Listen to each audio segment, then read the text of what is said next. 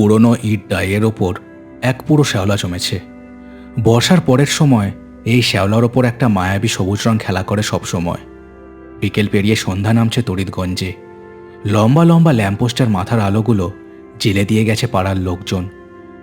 দপদপে এই আলোর উপস্থিতি থাকলেও এলাকার আনাচে কানাচে এক অজানা অন্ধকার জমে ওঠে সন্ধ্যার মুখেই। দিনের আলো ফুরিয়ে গেলেও তার আবছা একটা লালচে হলুদ আভা এখনও টিকে আছে। তড়িৎগঞ্জ নামে গ্রামের মতো হলেও এই জায়গাটা বেশ আধুনিক। শহর অঞ্চলের এক কোণের এলাকাটা বেশ ফাঁকা ফাঁকা। স্কুটারের আলোটা জ্বলছে, কিন্তু আধার গাঢ় না হওয়ায় তার তীব্রতা তেমন বেশি ঠাওর হয় না। পুরনো এই স্কুটারটা দেবেনের বাবার। তার বাবাও এই স্কুটারটা চালিয়ে জীবন কাটিয়েছিলেন। দেবেনও তাই করছে। দেবেনের পেছনে বসা কনাথ চারিদিকে দেখছিল। এই জায়গাটায় সে এই প্রথমবার এলো। আর কত দূর রে বাবা? যাচ্ছি তো যাচ্ছি, বসে বসে কোমর ধরে গেল রে ভাই। দেবেন স্কুটারটা চালাতে চালাতে ঘাড় ঘুরিয়ে কনাথকে দেখল। তার মুখে এবার বিরক্তি। এই নিয়ে প্রায় 5 বার এই কথাটা জিজ্ঞেস করেছে কনাথ। বিরক্তি নিয়েই সে বলল, এসেই গেছি। বাস স্ট্যান্ডের নামটা দেখলি না? তড়িৎগঞ্জ।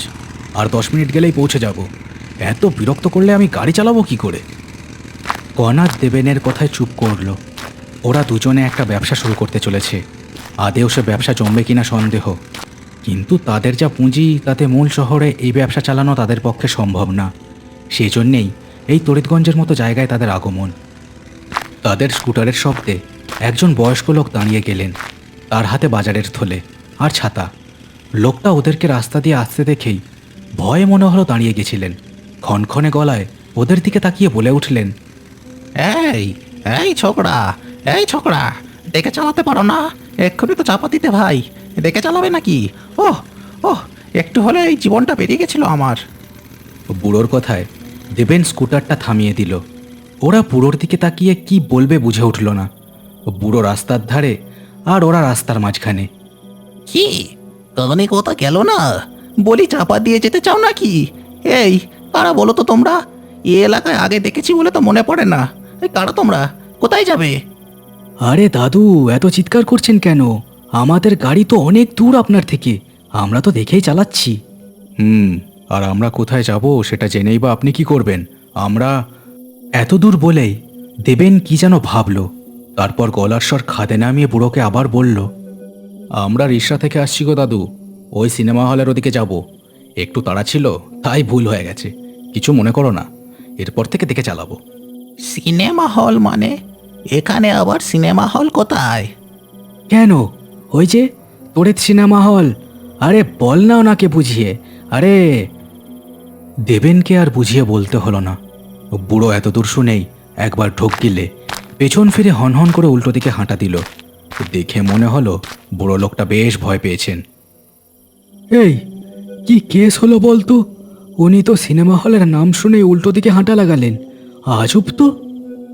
কে জানে। ছাড় তো, ছাড়, চল টেনে চালাই।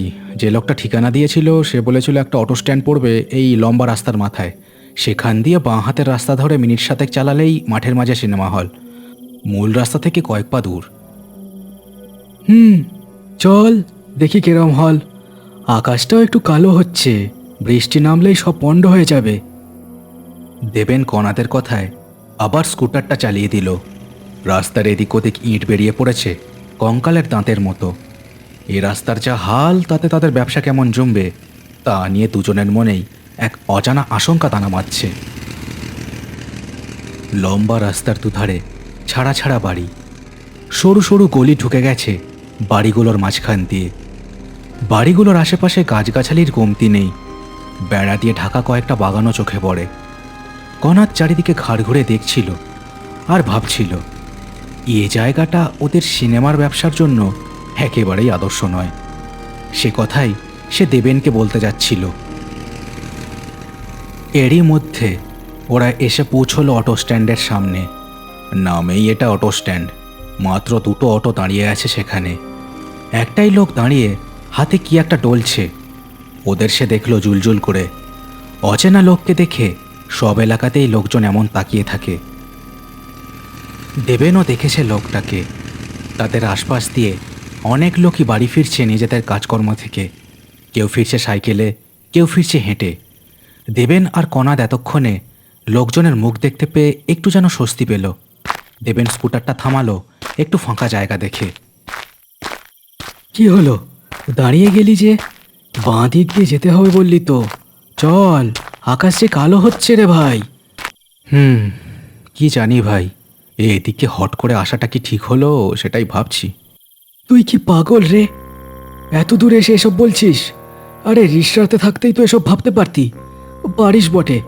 এখন চল, এত দূর এসে ফেরত যাওয়ার কোনো মানে হয় না। চল। হ্যাঁ চল, দেখা যাক তাহলে। দেবেন আবার স্কুটারের হাতলে মোচড় দিল। স্কুটারটা একটা অনিচ্ছাকৃত শব্দ তুলে এগিয়ে চলল। ওরা খেয়াল করলো না অটো স্ট্যান্ডের লোকটা তখনও একভাবে ওদের দেখছিল। লোকটা পকেট থেকে ফোন বের করে কানে ধরল ওরা বেরিয়ে যাওয়ার সাথে সাথেই। বাঁ দিকের রাস্তাটা ধরে সোজা নাক বরাবর এগিয়ে চলল ওদের স্কুটারটা। দুদিকে আবার সেই ছাড়া ছাড়া বাড়ি, তবে জনবসতি আরও কমে এসেছে এদিকে। আদতে তড়িৎগঞ্জ খুব একটা জমাটি এলাকা নয়। বহুকালের বাসিন্দা অনেকেই নিজেদের বাড়িঘর ছেড়ে মূল শহরে চলে গেছে। তড়িৎগঞ্জ যেন অতীতের অনেক গল্প বুকে বেঁধে বসে আছে সবার ফিরে আসার অপেক্ষায়। বেশ কিছুটা যাওয়ার পর বাড়িঘর সব একেবারেই কমে এলো। রাস্তার ধারের মিটমিটে আলোগুলোই শুধু জানান দিচ্ছে এই জায়গাটাও তড়িৎগঞ্জের মূল এলাকার সাথেই যুক্ত। বড় বড় দুটো গাছ রাস্তার দুধারে ঠিক যেন শামিয়ানার মতোই দাঁড়িয়ে আছে। ওরা এই দুটো দেখেই বুঝল এটাই ওদের গন্তব্য। গাছ দুটোকে দেখে দেবেন কনাদকে বলে উঠল, এই তো দুটো বড় গাছ। লোকটা বলেছিল বটে এরম দুটো গাছ পড়বে রাস্তার ধারে। ঠিক রাস্তাতেই যাচ্ছি বুঝলি, আর মনে হয় বেশি দূর নেই। কি রে, কথা বলছিস না যে? হ্যাঁ হ্যাঁ রে ভাই, ওই ওই দেখ, ওদিকে মাঠের দিকে দেখ। ওটাই নাকি? দেবেন স্কুটার চালাতে চালাতেই সেদিকে দেখল। প্রথমে কালো পাহাড়ের মতো জায়গাটা চোখে পড়তেই সে বুঝল হ্যাঁ এটাই তাদের গন্তব্যের জায়গা। দেবেন সেদিকে গাড়িটা চালিয়ে দিল। রাস্তার ধুলো উঠতে শুরু করেছে ততক্ষণে, হয়তো ঝড় উঠবে। রাস্তা থেকে সামান্য দূরেই সিনেমা হলটা। ছাই ছাই আর হলদে রং মেশানো বিশাল বাড়িটার মাথায় টিনের ছাদ। গ্রাম্য সিনেমা হল এরকমই দেখতে লাগে, তবে এখনও এর গায়ে পুরনো দিনের হাতে আঁকা বেশ কিছু পোস্টার ওদের চোখে পড়ল। লম্বা লম্বা পোস্টার, বেশিরভাগ সব পুরনো বাংলা হিন্দি এইসব ছায়াছবির দৃশ্য। অভিনেতা আর অভিনেত্রীদের মুখগুলো টেরা ব্যাকা হাতে রং মিশিয়ে আঁকা বলে ঠিক মানানসই হয়নি। সিনেমা হলের গায়ে আলো দিয়ে তৈরি করা তড়িৎ লেখাটা এখন জ্বলছে আর নিভছে। এত পুরনো একটা সিনেমা হল, অথচ এখানে এখনও বিদ্যুতের পরিষেবা বন্ধ হয়নি। চল স্কুটারটা ওখানেই দাঁড় করাই, বৃষ্টি শুরু হলে এসে ভেতরে নিয়ে যাব, সমস্যা নেই। কি বলিস? লোকটা মনে হয় ভেতরেই আছে। কি রে, কি ভাবছিস বলতো? না কিছু না, এরকম জায়গায় কি সিনেমা দেখতে আসবে বলতো ভাই? তোর মনে হচ্ছে ভুল করলাম এই হলটা কেনার কথায় রাজি হয়ে। যাকগে, চল, যখন এসেই পড়েছি ফিরে তো আর যেতে পারবো না চট করে। চল। কনাদের বেজার মুখের দিকে আর লক্ষ্য না করে দেবেন নিজের স্কুটারটা চালিয়ে দিল সিনেমা হলের সামনের রাস্তাটা দিয়ে। এতক্ষণ জায়গাটা একেবারে নিঝুম হয়ে থাকলেও এখন ওদের ঝরঝরে স্কুটারটার শব্দে নিঃশব্দ একেবারে খান খান হয়ে গেল। স্কুটারটা হলের সামনে দাঁড় করিয়ে দুজনে নেমে এগিয়ে গেল মূল দরজার দিকে। দেবেন হাঁটতে হাঁটতে ফোনটা বের করে কানে ধরল। ফোনের আলোতে দেবেনের মুখের অস্বস্তিটা একটু হলেও বাইরে প্রকাশ পাচ্ছিল। কনাদ ব্যাপারটা দেখে তাকে জিজ্ঞেস করল, কি হলো রে? ফোন কানে দিয়েই তোর মুখ ওরকম হয়ে গেল কেন? কি ব্যাপার রে ভাই? আর কি হবে, এই ভয়টাই পাচ্ছিলাম। রিসরাতে ফোন করেও খুব কাটা কাটা কথা হয়েছিল লোকটার সাথে, এখন তো ফোনটাই ধরছে না। কি যে ঝামেলা। দেবেনের কথাটা শেষ হলো না, ওপার থেকে কেমন অদ্ভুত এক গলার আওয়াজ শোনা গেল। দেবেন একেবারে চমকে কান থেকে ফোনটা নামিয়ে ফেলল। ভয়ে তার দু চোখ বিস্ফারিত হয়ে গেছিল। কনাদ অবাক হয়ে ফোনের দিকে তাকালো। ফোন থেকে এক এক অপার্থিব গলার আওয়াজ ভেসে আসছে। ভাষাটা যে কি তা ঠিক বোঝা যাচ্ছে না, কিন্তু কথাগুলো যে কারোর পিটবে বরফের কুচি নামিয়ে দেওয়ার জন্য যথেষ্ট। বিকেলের হলদে আলো অনেকক্ষণ মুড়ে গেছে। কালচে অন্ধকার চারিদিক ছেয়ে ফেলছে ততক্ষণে। সিনেমা হলের চমকাতে থাকা আলোর ছটা এসে পড়ছিল ওদের দুজনের মুখে একভাবে। ফোনের কথা থেমে গেছে। দুজনেই ভয়ে ভয়ে একে অপরের মুখের দিকে দেখছিল। কি করা উচিত তা একেবারেই বুঝে উঠতে পারছিল না ওরা। কণাদের মনে হলো ফিরে যাওয়াটাই হয়তো বুদ্ধিমানের কাজ হবে। সেটাই সে বলতে যাচ্ছিল দেবেনকে। হঠাৎ, আরে ও দাদারা, বাইরে দাঁড়িয়ে আছেন কেন? আপনাদের তো সেই তক্কুর বেলা আসার কথা ছিল, এলেন এত রাতে? আসেন আসেন, ভেতরে আসেন। হঠাৎ এই কথাটা ভেসে এলো সিনেমা হলের মূল দরজার দিক থেকে। ওরা চমকে দেখল একটা বেঁটে লোক দাঁড়িয়ে আছে সেখানে। লোকটার মুখেও সিনেমা হলের চমকানো আলো এসে পড়ছিল। লোকটাকে আপাত দৃষ্টিতে খুব সাধারণ মনে হলেও ওর চোখ দুটো যেন খুব উজ্জ্বল, জ্বলছে সেই চোখ দুটো আলো আধারিতে। মানুষের চোখ কি এভাবে জ্বলে নাকি? কি হলো বাবুরা, আসেন আসেন, ভেতরে এসেই দেখেন না, আপনাদের জন্য এখানকার কেয়ারটেকার এটা স্পেশাল শোয়ের আয়োজন করছে। আসেন, সব দেখে শুনে বুঝে নেবেন কিনার আগে। আসেন আসেন। দেবেন আর কনাদ একে অপরের দিকে তাকালো। মনে মনে একটা ভয় তাদের জন্ম নিচ্ছে এবার।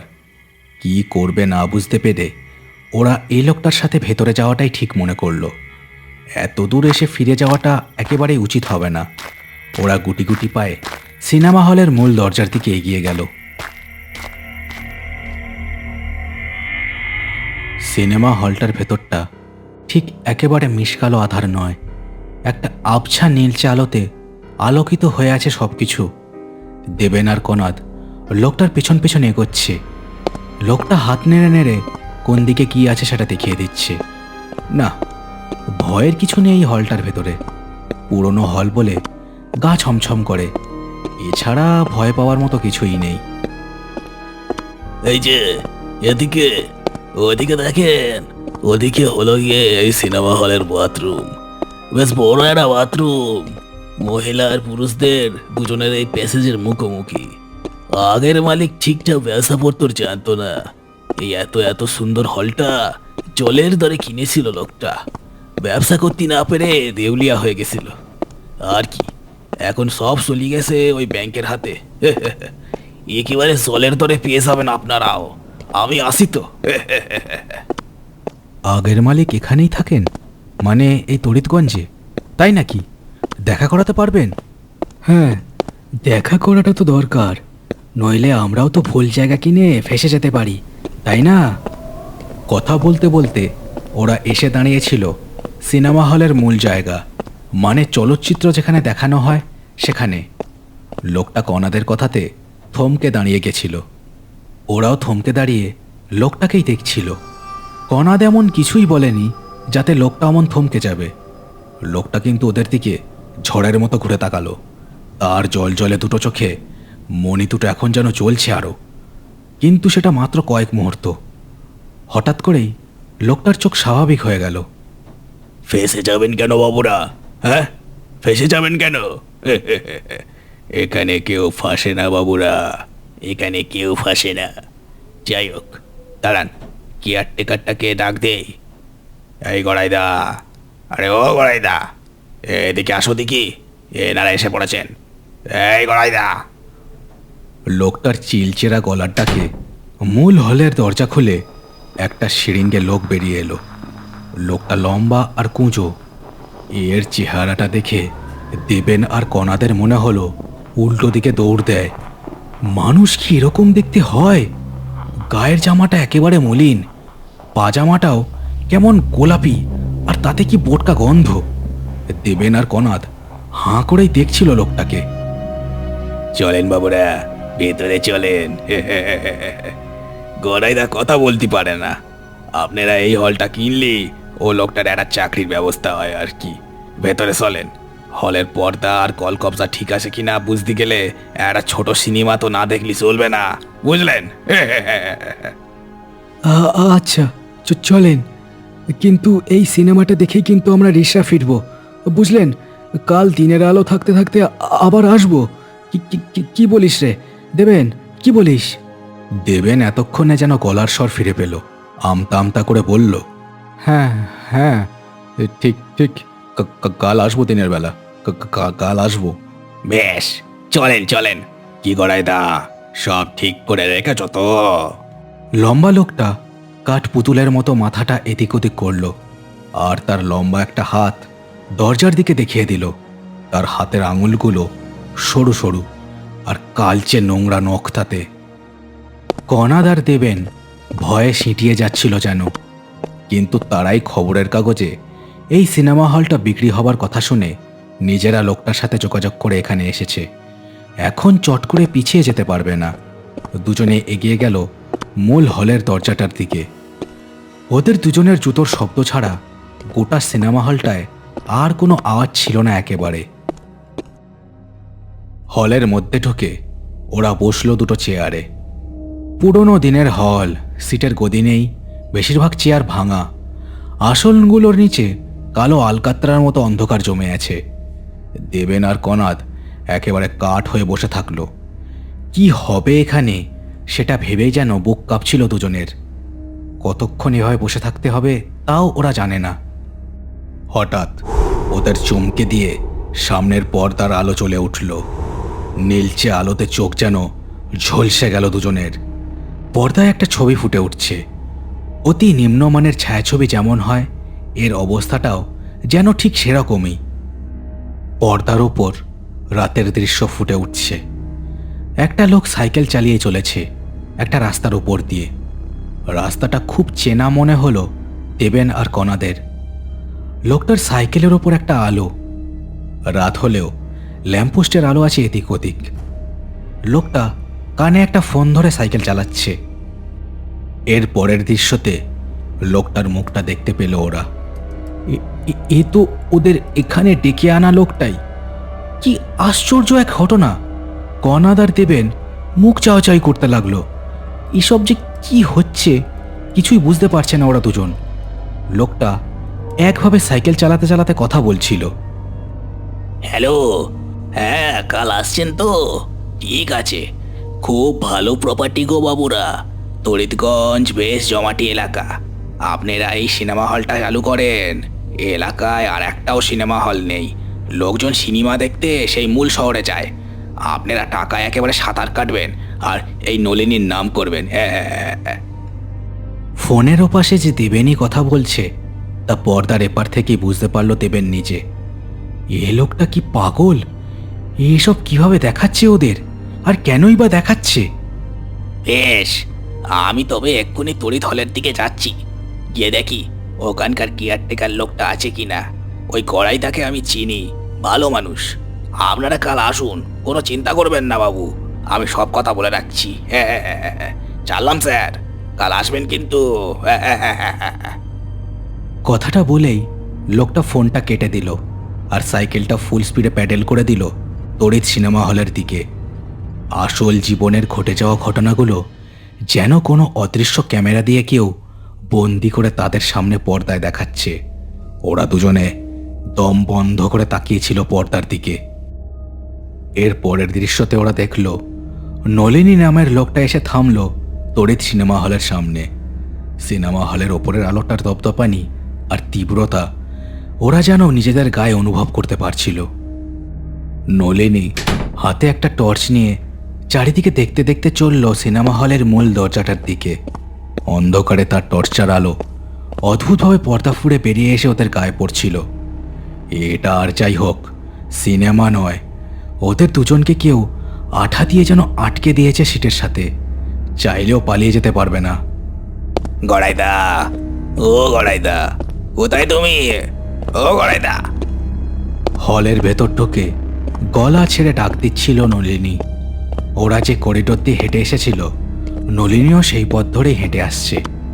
দেবেন আর কনাদ দেখল নলিনীর পেছনে হঠাৎ কি যেন একটা স্যাঁত করে সরে গেল।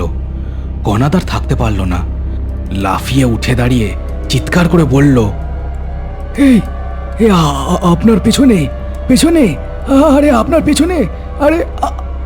কনাদ আর কিছু বলতে পারল না। নলিনী থমকে দাঁড়িয়ে গেছিল পর্দার উপর। তার বিশাল মুখে একটা বিকট হাসি খেলে গেল। টর্চের আলো সোজা ওদের দিকে তাক করা। পর্দা ফুঁড়ে আলো এসে পড়ছে ওদের গায়ের ওপর। আমি আর কি দেখবো বাবুরা, আমার দেখার বোঝার সময় যে কাল রাতেই শেষ হয়ে গেছে গো। কাল তোমাদের জন্য এখানে এসেছিল, তারপর ওই যে ওর হাতে মারা পড়ি। ওই যে আসছে, দেখো ওই যে। নলিনীর ভাঙা গলায় বলা কথাটা শেষ হতেই পর্দার সামনে এসে পড়ল একটা শরীর। ভয়ে তার দুটো চোখ ঠিকরে বেরিয়ে পড়েছে। তার গলায় আঙুলের তীব্র দাগ। প্রবল আক্রোশে কেউ যেন তার গলা টিপে তার সময় শেষ করে দিয়েছে। কি বাবুরা, ভয় লাগছে নাকি? এই রকম ভয়ের সিনেমা এই হলে চালাবেন তো নাকি? কি চালাবেন তো? নলিনীর কথা শেষ হতেই আবার সেই বিশ্রী গন্ধটা নাকে এলো তাদের দুজনের। আর সাথে সাথে চেয়ার টেবিলগুলো হাওয়াতে উড়ে আকাশের দিকে উঠে গেল। দেবেন আর কনাদ ভয়ে কাঁপতে কাঁপতে ঘুরে তাকালো পেছনের দিকে। ওদের হৃৎপিণ্ড লাফ দিয়ে যেন বুকের বাইরে বেরিয়ে আসার উপক্রম হলো এই কাণ্ড দেখে। ওদের ঠিক পিছনে বাইরে বেরোনোর দরজার সামনে দাঁড়িয়ে আছে কেয়ারটেকার গড়াই। লম্বা চেহারাটা আরও লম্বা হয়েছে, হাতের নখগুলো আরও দীর্ঘ হয়েছে। পুতি পুতি হলদে চোখ দুটো দেখে অন্তরাত্মা কেঁপে যায় যে কারো। সে এক পা দুপা করে এগিয়ে আসছে। হলটা বন্ধ হওয়ার পর গড়াই বুড়ো এখানেই থেকে গেছিল, কেউ আর খোঁজ নিতে আসেনি। অসুস্থ লোকটা ধোঁকে ধোঁকে শেষ হয়েছিল এই হলের মধ্যেই। হ্যাঁ, আমিও জানতাম না। এ এলাকার মানুষ হয়েও এই কথা না বলা মানুষটার শেষ পরিণতির কথা আমি জানতাম না। তাই কাল যখন আমি এখানে ঢুকলাম, আমায় রাগের চোটে শেষ করে দিল গড়াইয়ের প্রেত। এবার তোদের পালা, বুঝলি? এবার তোদের পালা। কনাদ দেখল গড়াই ওদের একেবারে ঘাড়ের কাছেই এসে পড়েছিল। হঠাৎ দেবেন তার পকেট থেকে ফোনটা বের করে সামনে ধরে ক্যামেরা দিয়ে একটা ফ্ল্যাশ করলো। তীব্র আলোর একটা ঝলকানি চোখে লাগতেই গড়াই দু হাতে নিজের চোখ ঢাকলো। কনাদ, দরজার দিকে দৌড়ো, নইলে আমরা এখানেই মরে পড়ে থাকবো, কেউ জানতেও পারবে না। কনাদ এ কথায় কোনো দিকে না তাকিয়ে দৌড়লো দরজার দিকে। দেবেনও তার সঙ্গ দিল। চেয়ার টেবিলগুলো তখন এদিক ওদিক আছড়ে পড়ছিল ওদের। কোনো মতে মাথা বাঁচিয়ে ওরা দরজা অবধি গেল। এক ধাক্কায় দরজা খুলে বাইরে করিডোরে বেরিয়ে আবার টানা দৌড় দিল ওরা দুজন। যে করেই হোক এই অভিশপ্ত হলের বাইরে ওদের বেরোতেই হবে। লম্বা বারান্দা ধরে ওরা দৌড়চ্ছিল। আলো আধারিতে আবছা আবছা একটা ছায়া যেন ওদের বাধা দিতে চাইছিল। কিন্তু এরই মাঝে আরও একটা শব্দ শুনে দেবেন চমকে পিছন ফিরে দেখল। গড়াইয়ের লম্বা দেহটা একটা বিশাল টিকটিকির মতো মাথার উপরের ছাদ বেয়ে এগিয়ে আসছে ওদের দিকে। ভয়ঙ্কর দৃশ্য। গড়াইয়ের মনের সব ক্রোধ তার প্রেত শরীরে জমা বেঁধেছে। ওদের শেষ না করে দিয়ে এই প্রেত থামবে না। দেবেন আর কনাদ দৌড়ের গতি বাড়িয়ে দিল আরও। লম্বা বাথরুমগুলোর সামনে দিয়ে প্রাণপণে ছুটে ওরা এসে দাঁড়ালো সিনেমা হলের বাইরে বেরোনোর দরজার সামনে। কিন্তু সেখানে ওদের পথ আটকে দাঁড়িয়ে আছে নলিনী। লোকটার দেহের এদিক ওদিক দেখতে পাওয়া যাচ্ছে। আবছা দেহের মুখের ওপর বসানো চোখ দুটোতে কোনো মনি নেই। একটা কুৎসিত হাসিতে মুখের দাঁতগুলো বেরিয়ে পড়েছে বাইরে। কে ভেবেছিস পালিয়ে যাবি?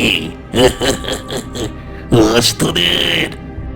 নলিনীর কথাটা শেষ হলো না। একটা মস্ত পাথর এসে পড়ল দরজার একপাশের একটা ঘষা কাচের জানলা দিয়ে। ঝনঝন করে কাচ ভেঙে ছড়িয়ে গেল মেঝের ওপর। সেখান দিয়ে আলো এসে পড়ল ভেতরে, মোটা মোটা টর্চের আলো। বেশ কয়েকজন লোকের আবছায়া বাইরে চলাফেরা করতে দেখা গেল, আর সাথে লোকজনের চিৎকার আর কথাবার্তা। কারা যেন এসেছে সিনেমা হলের সামনে।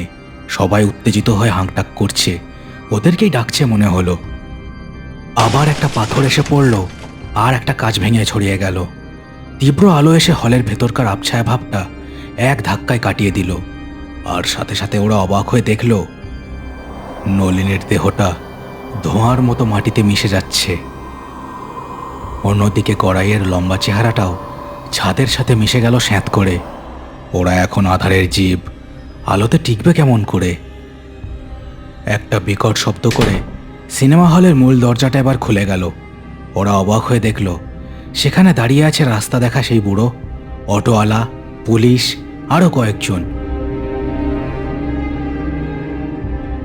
এরপর প্রায় আধ ঘন্টা ধরে ওদের নিয়ে টানাটানি চলল। কি করতে ওরা এই পরিত্যক্ত সিনেমা হলে ঢুকেছে, ওরা কারা, এসব পুলিশকে বোঝাতে বোঝাতে কালঘাম ছুটে গেল ওদের। পুলিশের লোক দেবেন আর কণাদের কথায় নলিনীর দেহটা বের করে নিয়েছে সিনেমা হল থেকে। এই যে, সত্যি করে বলুন, কি করতে এখানে ঢুকেছিলেন বলুন, নইলে ও লোকটার ওই পরিণতির জন্য আপনাদেরই কিন্তু থানায় নিয়ে যেতে বাধ্য হব। বলুন। স্যার, বিশ্বাস করুন স্যার, আমরা আমরা আমরা ও লোকটার কথাতেই এখানে এসেছিলাম। তারপর কনাদ গড়গড় করে বলে যেতে লাগলো তার কথা, কিন্তু পুলিশ অফিসার বিশ্বাস করবেন না হয়তো। সেটা বুঝতে পেরে দেবেন নিজের ফোন বের করলো। তার ফোনে ওপারের লোকের ফোনের কথা রেকর্ড করার ব্যবস্থা আছে। সে সেটা বের করে রেকর্ডিংটা বাজিয়ে দিল। সোজা ভেতরে আসুন, আমি আর গড়াইদা আপনাদের অপেক্ষা করছি। আসেন আসেন, গড়াইদার মনে প্রাণে বড় ব্যথা, সব ব্যথা সেই উগড়ে দিতে চাই এই তড়িৎগঞ্জের ওপর। শুরুটা আমার উপর দিয়ে হয়েছে, আপনিরাও বাদ যাবেন কেন? আসেন, সিনেমা দেখাবেন তো আপনারা? আসেন আসেন। সন্ধেবেলা যখন ফোন করেছিল এই কথাটাই অদ্ভুতভাবে কাটা কাটাভাবে শুনেছিল ওরা। এবার এই কথায় পুলিশ অফিসারটিও একটু যেন কেঁপে গেলেন, যেন বহু দূর থেকে এই কথাটা ভেসে আসছে। ওরা এবার মুখ তুলে তাকালো সিনেমা হলের দিকে। একটা কাচের জানলার পেছনে ওরা দেখল দুটো পুতির মতো জলজলে চোখ। প্রবল আক্রোশে গড়াই দেখছিল ওদেরকে। এই তড়িৎ সিনেমা হলের বাইরে আসার তার কোনো উপায় নেই, তাই এভাবেই অপেক্ষা করছে সে, কোনো এক অভিশাপের মতো। চলুন এখান থেকে। ভাগ্যিস ওই অটোওয়ালাটা আপনাদের অচেনা লোক দেখে আমাদের থানায় ফোন করেছিল, নইলে যে আপনাদের কি হতো। যাই হোক, চলুন এখান থেকে। আর কখনো এখানে আসবেন না, কখনো আসবেন না। কনাদ আর দেবেন জানলাটা থেকে চোখ সরিয়ে সিনেমা হলের মাথার দিকে তাকালো। তড়িৎ লেখা কথাটা এখনো চিরিক চিক করে চলছে আর নিচ্ছে অবিরামভাবে। হ্যালো, শেষ হলো কটুলস অ্যানিমেশনসের আজকের ভিডিও। আজকের ভিডিওটা কেমন লাগলো সেটা আমাকে কমেন্ট করে জানাতে ভুলো না। চ্যানেলটাকে সবাই সাবস্ক্রাইব করে দিও আর গল্পটাকে শেয়ার করে দিও তোমার বন্ধুদের সাথে। দেখা হচ্ছে পরের ভিডিওতে। সবাই খুব ভালো থেকো।